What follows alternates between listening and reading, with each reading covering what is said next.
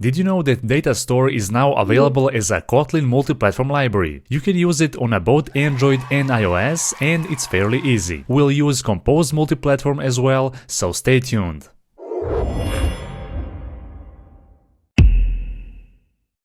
For those who are not familiar, DataStore is a library that allows you to store a simple data locally. It's not a database. But there are two different artifacts that are available. DataStore Preference that allows you to store simple key and value pairs, and Proto DataStore that stores data as an instance of a custom data type. In this video, I will show you how to utilize DataStore Preference because that's what you're gonna use in most cases. First, open up a KMP wizard to generate a new Compose multi-platform project. Select both Android and iOS with a shared UI. Then download the project. We can remove those auto-generated classes and clean up the app Kotlin file, which acts as a main entry point for the UI of our app.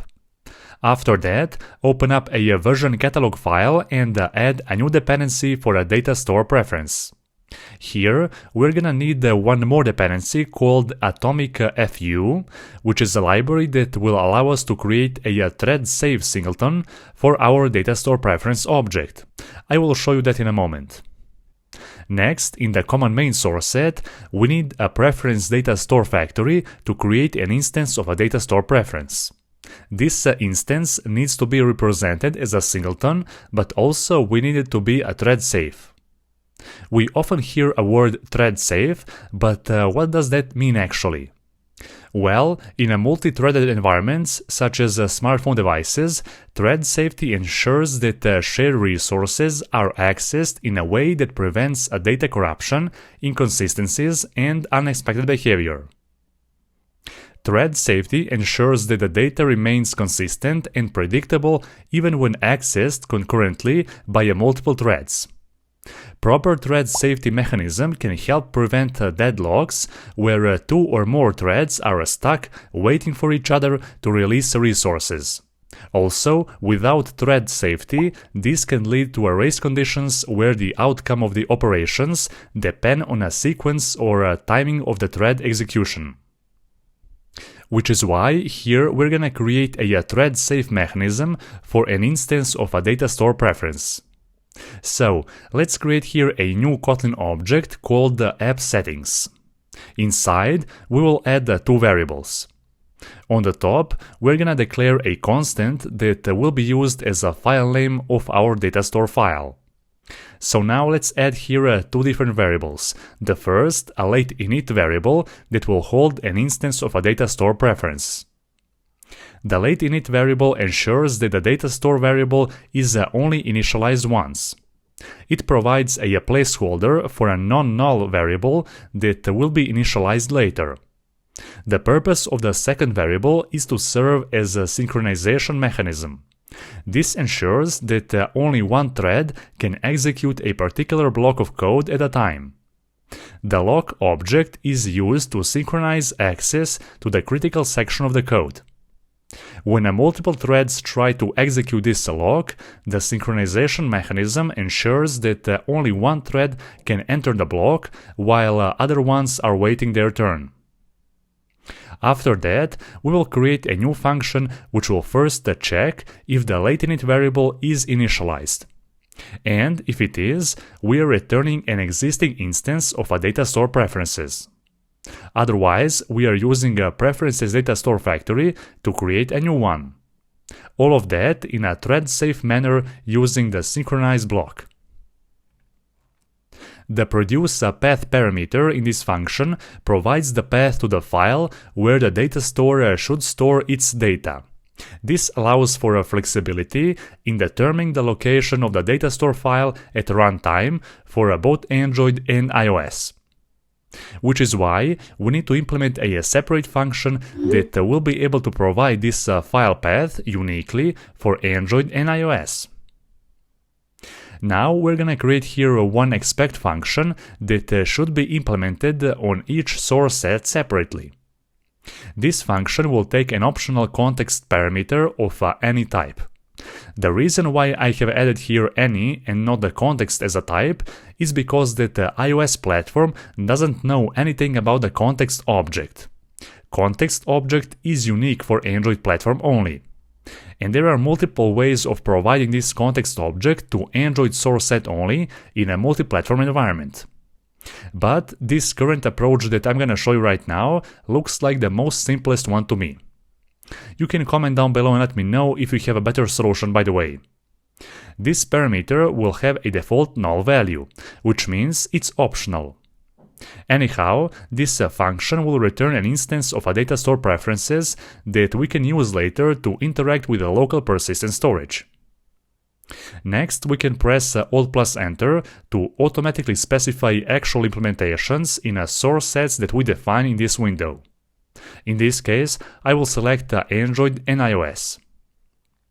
Here, we want to call a getDataSource function of a app settings object from the common main source set. Then, to this function, we need to provide a platform-specific path of the directory which is holding application files. For the Android platform, we need the context object, which is why I have added that as a parameter of this function.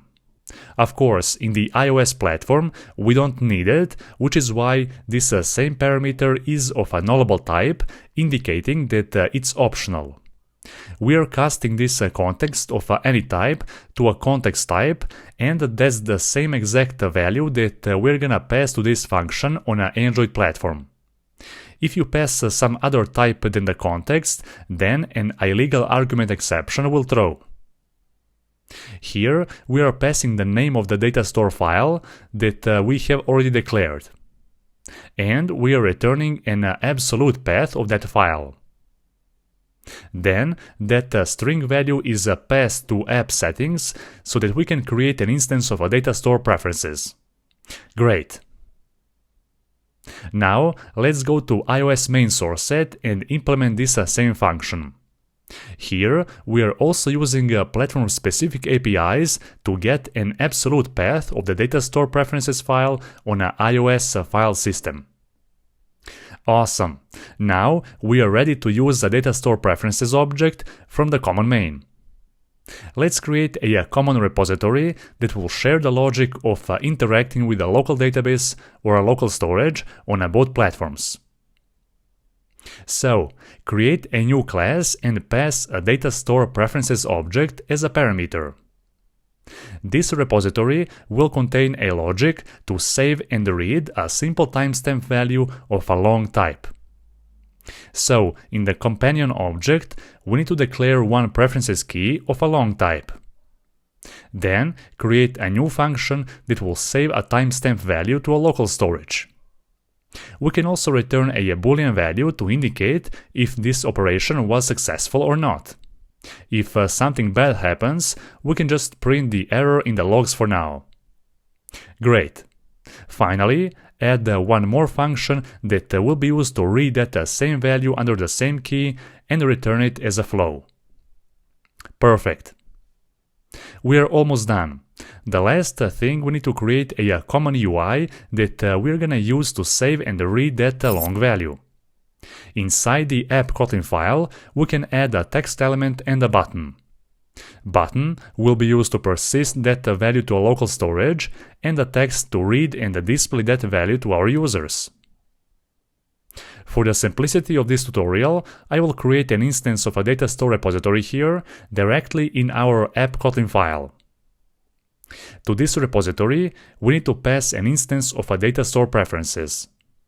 And, if you recall, we have already specified a platform-specific logic to provide it. So let's call createDataStore function and pass it here. This function has an optional context parameter of any type, which means we need a context only if we are coming from the Android platform. Which is why I'm gonna add a nullable context of any type as a parameter of the app composable function with a null as a default value, so that we don't have to pass it in the iOS platform. Now, from the main activity, where we are calling this app composable, we can pass the context object. Awesome. In the app Kotlin file, let's go back and create two more variables. One for the coroutine scope and a second one to hold the long value. Its initial value will be null, in which case this text on the screen will say empty. Then, below that, in the launched effect block, we're gonna trigger the logic to observe the data store when we enter the composition. And whenever this value is changed, we are immediately updating the state in our application. And whenever we press the button, we want to trigger the function from a data store to save a long value and persist it in our local storage, which in this case is a random long value between 100 and 1000. Perfect. I think that now we can try launching this application and see if this is going to work as expected. First, let's launch it on an Android emulator. By default, this text will say empty. However, when we press the button, we're gonna save a random long value in the data store. And since we are observing that data store, we're gonna trigger the logic to update the state of the variable, which will immediately reflect and update the UI with a corresponding value. If you try to restart this application and launch it again, you will see that same number that has persisted. Great, everything works perfect. Finally, let's also launch the Xcode environment and launch this application on an iOS simulator. As soon as this application is launched, you can see pretty much the same UI. If you press the button, the new random long value will be saved, and everything seems to work the same way. Also, if you restart the application, the number will persist. Great! So that's how you do it with data store preferences in a KMP project. Let me know your thoughts in the comment section down below, and of course, don't forget to leave a like, but only if you find this video helpful. Thank you for watching. I'm a legend when they lay me down to rest.